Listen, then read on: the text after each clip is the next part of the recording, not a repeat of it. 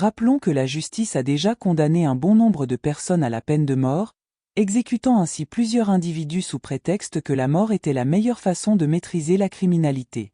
De nos jours, avec les actes criminels de plus en plus violents et atroces, la question que l'on peut se poser est la suivante: devrait-on abolir ou non la peine de mort?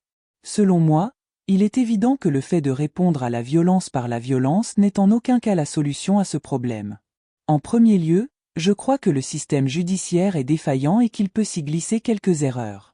Dans le passé, il y eut beaucoup trop d'erreurs condamnant des accusés à une mort qu'ils ne méritaient point.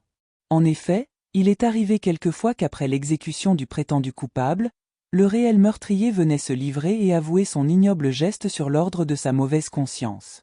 Comme les enquêtes ne sont pas toujours menées avec le sérieux requis, il faudrait peut-être s'interroger sur la capacité du système judiciaire à juger adéquatement un individu coupable ou non.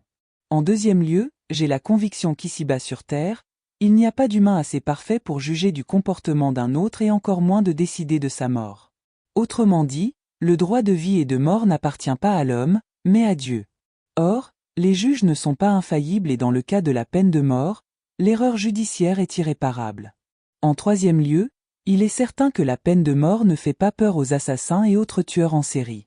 Selon des psychologues, lorsque l'homme en arrive à vouloir commettre un crime, dans la plupart des cas, sa lucidité est absente de sa pensée, ce qui signifie que la passion l'emporte alors sur la raison. La seule chose qui l'obsède est de parvenir à ses fins. Pendant que le crime s'effectue, rien ne peut dissuader le meurtrier ou le criminel de s'arrêter. En conclusion, la peine de mort ne peut empêcher un criminel de perpétrer un crime.